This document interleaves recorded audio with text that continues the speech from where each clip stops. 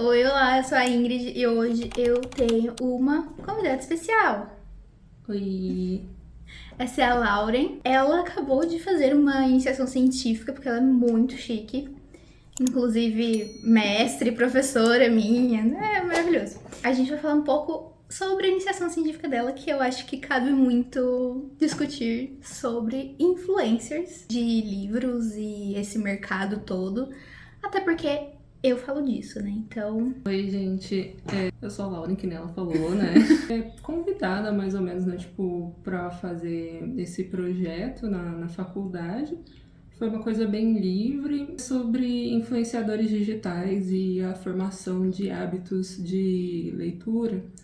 Mas esse hábitos, assim, no título seria um conceito de Pierre Bourdieu, o embasamento teórico desse projeto.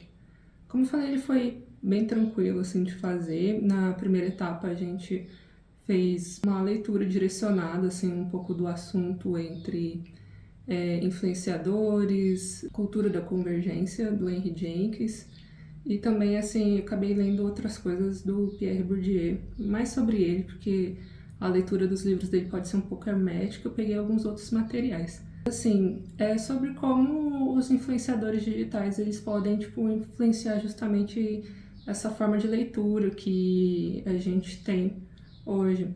Foi interessante assim acompanhar um pouco sobre a evolução de influenciadores digitais, assim, no mundo da internet, porque embora assim a gente nasça já junto com a internet, pelo menos a minha geração, né, pegou assim essa ascensão de uso das redes gente, sociais, né? começamos na internet de escada, gente. Exatamente, eu tenho memória do som ainda. É diferente você, tipo, passar isso, uma alteração que tá acontecendo na sua vida, e você, tipo, estudar retroativamente para entender melhor, assim, os desdobramentos das coisas. E como a Ingrid faz esse canal, ela também lê muito, a gente teve basicamente uma amizade inteira baseada em livros. Eu achei interessante discutir também esse assunto, sabe? Eu também tenho outras amigas que até gerenciam páginas, assim, de book Instagram, assim, essas coisas, e aí tem algumas outras visões ali. Então, assim, eu tô um pouco em dúvida de como começar, assim, a falar, além dessa leitura direcionada, assim, que eu fiz, e também um acompanhamento contínuo, assim, de redes sociais, um pouco mais de ênfase no finado Twitter, o X, né, de forma orgânica, porque a gente teve um panorama não só de, tipo, leitores ou influenciadores digitais, mas também profissionais envolvidos na produção do livro, sabe? A gente vai falar 7 tópicos sobre esse projeto que eu fiz na faculdade. O primeiro deles foi um dos que me chamou mais atenção, que foi o primeiro ponto assim que me chamou atenção. Não foi o principal, mas me chamou bastante atenção, que foi em relação ao preço dos livros. Muitos influencers literários, né, eles falam muito do preço do livro como algo muito caro, inacessível, A gente tem que reclamar de alguma coisa às vezes, gente. o que assim, não é que é uma mentira. Realmente comprar livro é um investimento, ainda mais assim se você vai numa livraria física, às vezes tem uma diferença de preço muito grande com você comprar online. A questão é que só fica propagando esse tipo de discurso que não é mentira, mas ao mesmo tempo, quando você passa a acompanhar pessoas que fazem parte da produção editorial, você vê que o preço é praticamente equivalente ao preço em dólar. Fica complicado comprar as coisas em dólar para cá, lógico, mas a gente tem que rever assim, algumas comparações que a gente faz, porque tem uma pessoa envolvida na produção editorial que eu esqueci o nome, mas depois, se a Ingrid quiser, ela pode colocar na descrição o link lá. Provavelmente eu vou esquecer, gente, mas é a vida. Eu lembro ela, não tem problema. Que ele fez um estudo comparativo assim sobre história em quadrinhos, assim, preço no Brasil, preço fora. E a questão é que o preço é praticamente equivalente, o problema é a nossa condição socioeconômica, que é frequentemente menor, porque a gente tem outras coisas muito importantes também para comprar, como comida, né, boletos por aí. E esse é o grande problema. Então não adianta você só pontuar de abaixar o preço do livro, quando isso no Brasil vai impactar, assim, de até pessoas não serem pagas direito, assim. A gente tem que melhorar de uma forma global as nossas condições socioeconômicas para a gente ter um melhor poder de compra. Mas uma coisa que tem uma relação um pouco mais direta, que aí eu também citei mais no trabalho, né, que eu fiz, foi em relação a influenciadores digitais de livros não frequentemente falarem de bibliotecas. Que esse foi um ponto que chamou bastante a atenção da Ingrid, lógico que vai também chamar a minha atenção. Eu faço biblioteconomia e ciência da informação, então futuramente serei uma bibliotecária. E eu acho que um dos primeiros pontos que seria interessante a gente falar seria falar assim, sobre biblioteca. Em termos assim, de acesso à biblioteca, muitas bibliotecas fecharam nos últimos 4 ou 5 anos. Então, assim, a gente não tem ideia de quem está assistindo isso e pode ser que não tenha uma biblioteca adequada na sua cidade, mas isso não é o ideal nunca. A gente mora num lugar que teve uma biblioteca pública reformada nos últimos anos, ela tem atendido muito bem as pessoas, é um lugar que está cheio todo dia, seja aí de todas as faixas etárias. Da biblioteca é interessante a gente falar porque muitas pessoas não sabem como uma biblioteca pode te atender, porque muitas vezes elas não têm acesso na própria cidade ou elas não lembram da biblioteca. Então vale lembrar que elas infelizmente recebem baixo investimento, mas é uma coisa que poderia atender muito a população, porque você só tem que ter um cadastro e entrar e pegar o livro e devolver, tá?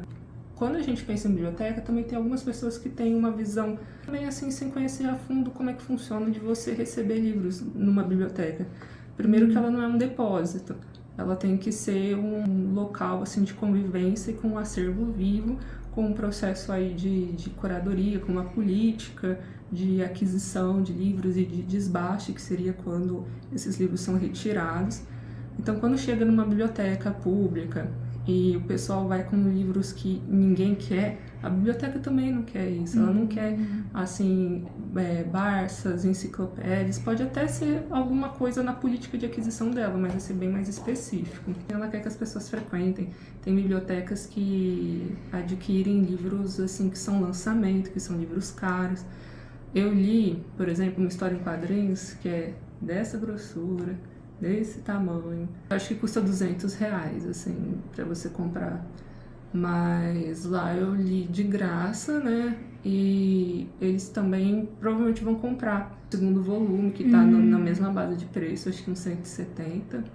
E tem lá 5 volumes, assim, tipo, 5 exemplares, assim, do primeiro pra você ler na biblioteca.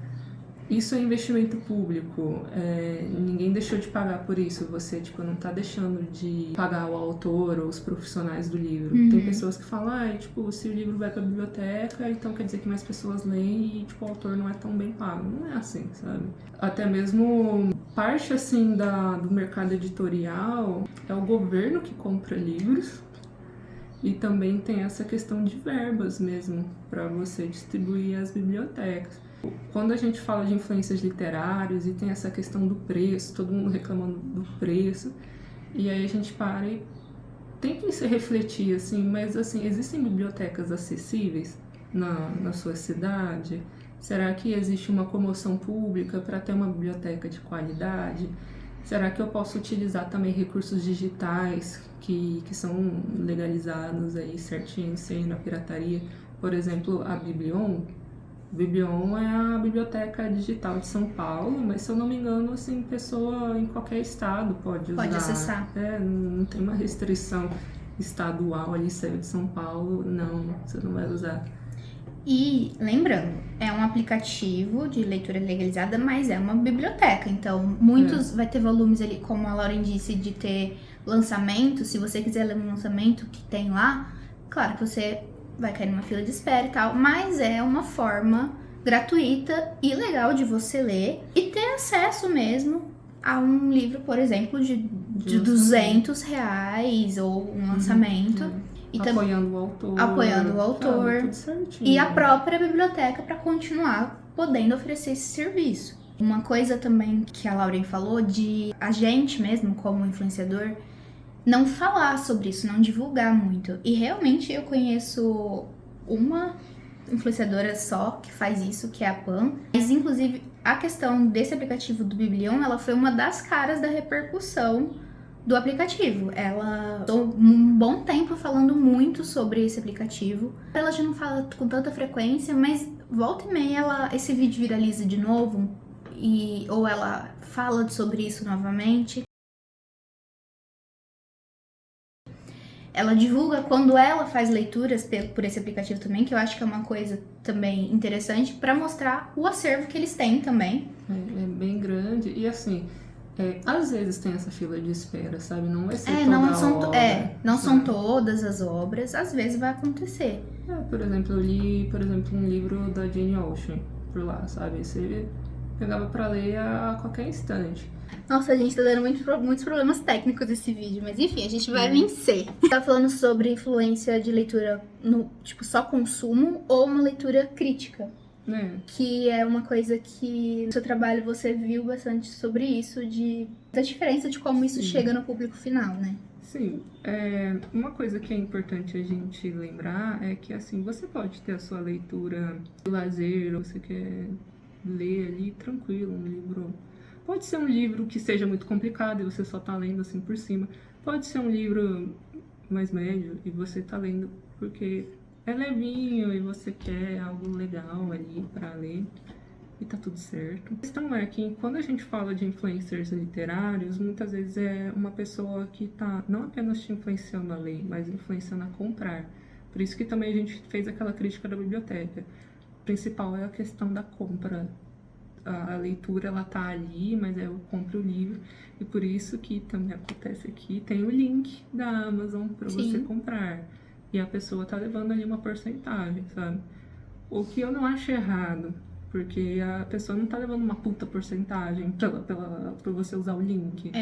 E não é um aumento no preço final do produto também, que muita gente acha. Então, tipo... Nossa, tem gente que acha isso. Tem. Que comprar pelo link, o preço do livro é maior do que ele é na realidade. Mas não, independente... Se tiver uma promoção, vai continuar a promoção. A questão é que a empresa, que não tem muita dificuldade com dinheiro, repassa uma mínima porcentagem para quem está divulgando aquele produto. Além dessa questão assim do consumo, e a parte de pôr o link, de você ganhar ali um valor e tal, e eu acho que tá tudo certo. Eu acho que assim faz sentido você buscar opções mais baratas, mas a gente tem que entender de onde que tá vindo o barato. Por que tá tão mais barato? Porque eu tenho certeza que você já tem na sua cabeça de qual empresa a gente tá falando. Então ela vai ter esse poder de baratear coisas quando outras empresas não conseguem. Aí uma outra coisa que a gente começou a falar, que já não tava mais gravando, era algo, tipo assim, de certa forma mais pessoal, mas dentro desse assunto, que é essa questão de, tipo assim, pelo menos no meu ponto de vista, e acho que na sua pesquisa acabou mostrando isso um pouco, que é a questão de que dificilmente você vai ter uma crítica, ou uma crítica não, mas uma leitura crítica ou uma expressão crítica em 30 segundos. É bem complicado. Então, por isso que acaba vindo, né, essa questão de tipo, você foi influenciado, mas você foi influenciado a consumir, você foi influenciado a ler. No meu caso, acho que funciona pra mim e que eu gosto de fazer é de fazer o meu Maqui Resenha, que é uma resenha mais curta, obviamente, até uns 3 minutos ali. Mas eu sempre gosto de depois fazer um vídeo maior. Como eu não leio muitos livros por mês, eu geralmente faço a cada 3, 6 meses um apanhado de tudo que eu li conectadas. Leituras que eu fiz, para eu poder falar mais especificamente o que é aquele livro. O que aquele livro representou pra mim, ou o que eu vejo ali, porque sempre tem aquela questão de gostos. Então, alguma coisa que eu detesto ler e que me fez dar a nota que eu dei, ou enfim, recomendar ou não aquela leitura, pode ser uma coisa que pra você vai ser exatamente o que vai te fazer querer ler. E, de novo, eu acho que isso é uma das coisas um pouco difíceis, talvez quase impossíveis, beirando o impossível ali, de se passar em 30 segundos. Outra coisa que a gente falou que não tava gravando que é a questão de os livros hoje que viralizam, você vê ali em livrarias com selos ali, né? De sucesso no TikTok, tem às vezes estantes. Instagram e TikTok influenciaram muito o mercado editorial, o mercado livreiro, a ponto de ter o selo, as estantes, nananã. Em termos de livro, muitas vezes tem, assim, algumas alterações que as pessoas fazem, tipo, com gráfico, os selos. Esse livro contém aquilo que tipo, são tropes que viralizam. Nossa, eu já vi. Nas redes sociais, tipo, enemies to lover. Por que uma pessoa que, tipo, faz um vídeo em 30 segundos, que acaba recebendo mais atenção, ela viraliza ali, e aí, então, o que acontece com aquela pessoa? Ela recebe atenção de empresa. Ela vai receber patrocínio, ela vai receber livro, e vai indo, é negócio. Então, assim, o quanto que você tá, então, lendo para consumir, ou, tipo, fazendo uma leitura crítica daquilo que você tá lendo, independente do que você tá lendo, tá influenciando, assim, essa questão de consumo e leitura crítica, mas principalmente consumo, mudanças na forma de leitura. Tipo, tá em janeiro, e aí chega uma galera falando, eu já li 15 livros. Sim. Não sei que livro que a pessoa leu, eu não sei como que ela leu, mas ela tá lá, eu li 15 livros. Ela pode estar apenas mentindo, sabe, porque ela quer engajar, ou ela pode ter feito uma leitura ultra rápida, ou ela pode ser uma pessoa privilegiada que ela não tem que fazer muitas coisas, e ela pode se dar o luxo de ter tempo de ter uma leitura. A gente não sabe por trás da pessoa. E isso, tipo assim, duas coisas nisso eu vejo o impacto em mim, na forma que eu produzo. Não gosto muito dessa questão de resenhas tão curtas. Então, por mais que as minhas sejam curtas, ainda eu tento usar o tempo máximo da plataforma que eu vou postar, que normalmente eu dou preferência pro tempo do TikTok, e aqui eu acabo postando em formato de vídeo horizontal e tal, porque aqui você não... O máximo que um Shorts te permite postar é 1 minuto. E aí, pra mim, já cai nessa questão do... Eu não falo o que eu quero em 1 minuto, eu falo demais. Então, 1 minuto, eu não falei nada do que eu gostaria de ter falado. Às vezes, em 3 minutos, eu consigo resumir tudo. Não falo tudo que eu quero, mas eu resumi, pelo menos, tudo que eu gostaria de ter falado. E aí, isso é uma coisa que eu vejo já... o impacto de distribuição da própria plataforma, distribuição ou de consumo mesmo, porque a preferência vai ser para os de 30 segundos. E outro ponto é essa de ler muitos livros e tempo todo. Eu não leio muitos livros, eu não consigo, eu não leio extremamente devagar, se eu lesse também não teria problema, mas eu não sou a pessoa que consigo ler 500 páginas em um dia. Para mim, livro de 500 páginas já é calhamaço. Com isso, eu também não posto livro todo dia de uma resenha. Eu posto, inclusive, a cada 2 semanas para me dar um tempo hábil que minha cabeça vai aguentar ler uma certa quantidade ali. A gente já entrou no outro tópico que a gente tá falando no vídeo que não foi gravado, foi fortalecimento de Big Techs. A gente falou sobre uma loja online aí muito grande, e também a gente tá falando aqui sobre fortalecimento de Big Techs de redes sociais, sabe? Pessoal, existem todos os modelos de negócios inteiros baseados em redes sociais.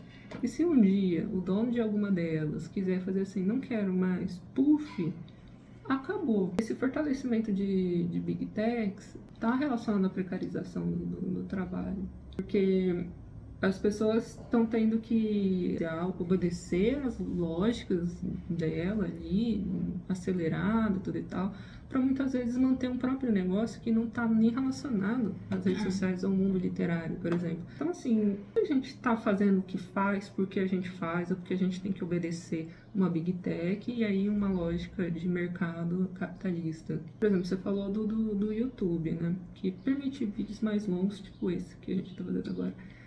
Mas tem gente que faz, tipo, não é uma trapaça, mas é um jeitinho, que é o Drops. Pega um ponto que seja marcante desse vídeo e põe ali no short, sabe? Pra gerar um chamariz ali, tipo, pro vídeo longo. Sabe? Por que a gente tá vendo tudo muito rápido o tempo todo?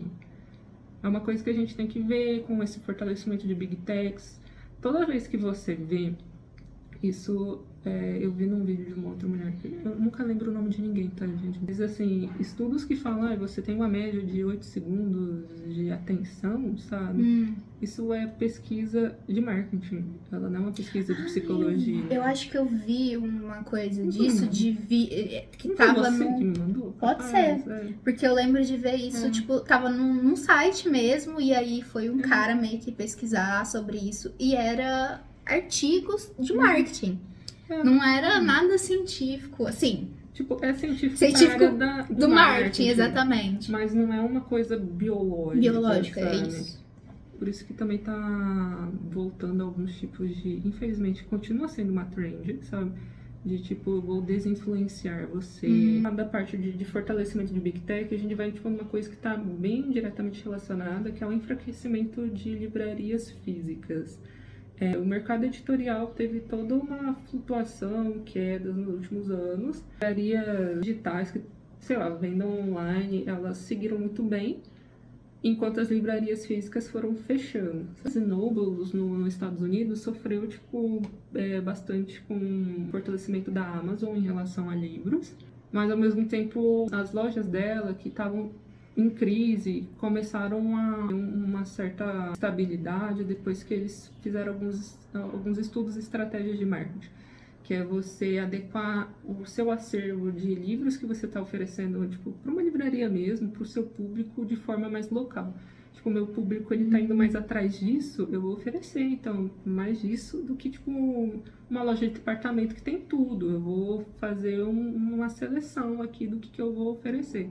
Tem a questão de oferecer cafés, assim, quase toda livraria de sucesso agora ela vai ser também uma cafeteria, sabe? São coisas, estratégias para manter o público ali, né? E é uma coisa que é repetida por muitas livrarias, é interessante, sabe? Mas a gente tem que falar do enfraquecimento de livrarias físicas. Um comentário pessoal, sabe? Eu não tenho um método muito definido do porquê que eu escolhi aquele livro para ler. Por acaso vi a livraria e eu achei interessante. Eu gosto muito de entrar numa livraria sem ter algo em mente. E deixar o caos me levar, sabe? Para algum livro que eu vou achar transformador. Isso é muito diferente de uma experiência de uma livraria online. Você vai numa livraria online sabendo o que você quer. Os mais vendidos ali, muitas vezes não vão refletir seu gosto pessoal. As categorias ali não são tão bem organizadas. Enfraquecimento de livrarias físicas, locais aí, no seu bairro, sebos, elas estão relacionadas com fortalecimento de Big Techs.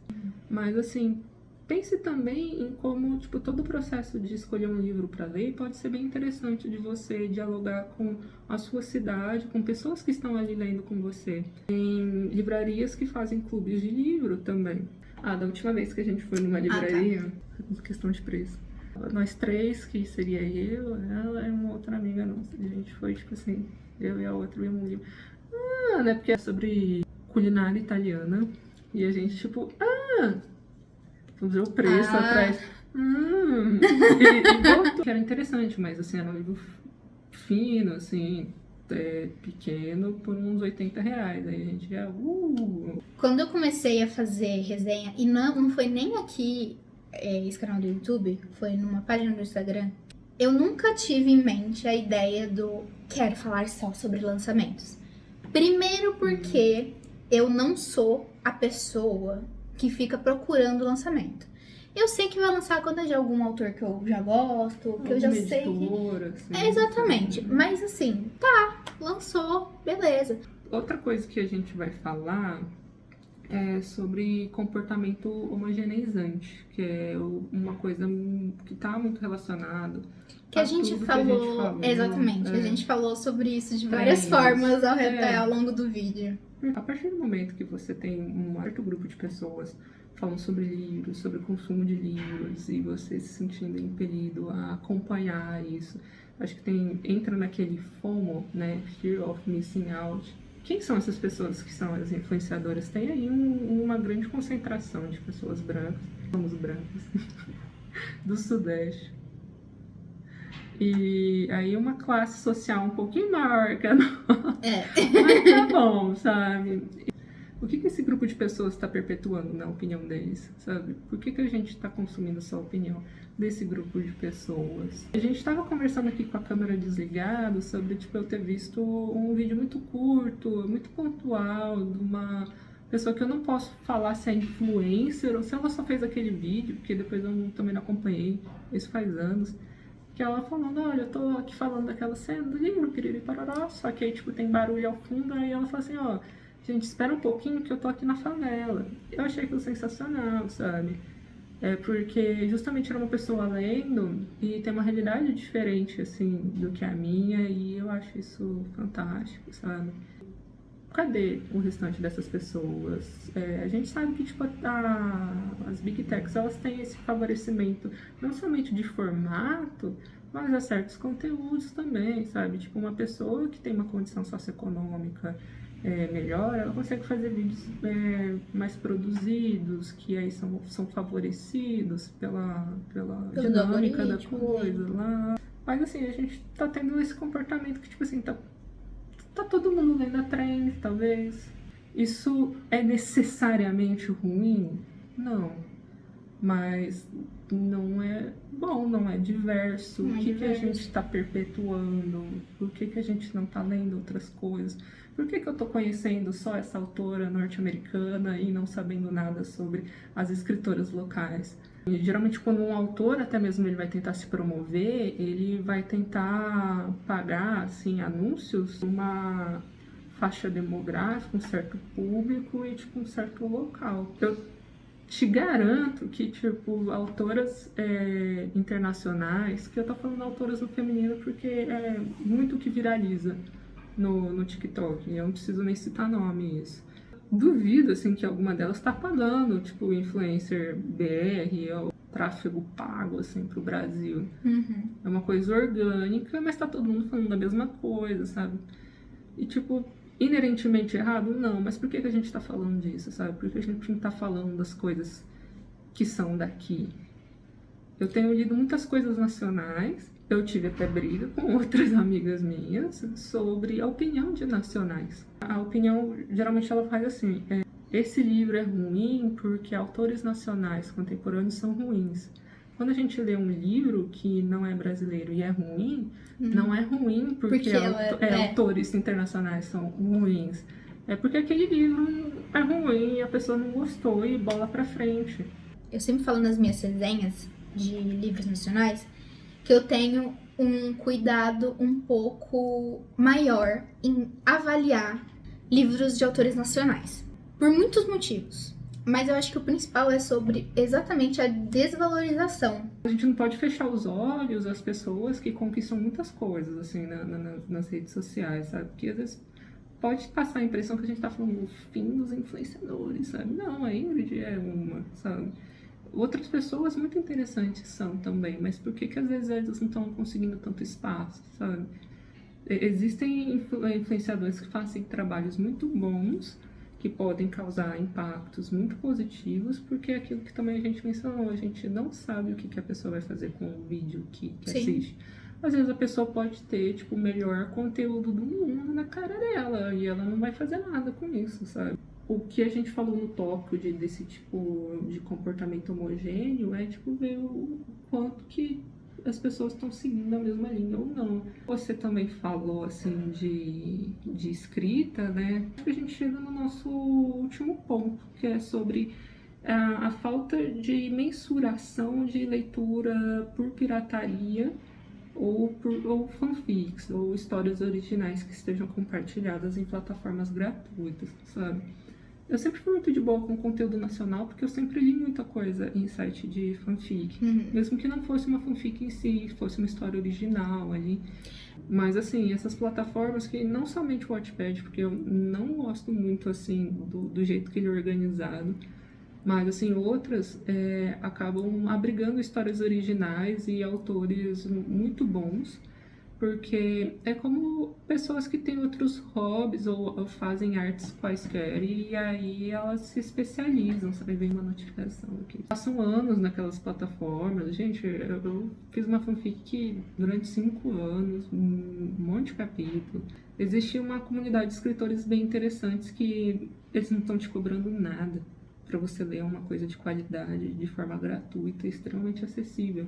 Que a gente não traz tanto para a área de pesquisa quando a gente fala sobre leitura no Brasil, porque os dados assim são dispersos e até mesmo assim nem todas as plataformas de fanfics ou histórias originais gratuitas, elas são plataformas brasileiras.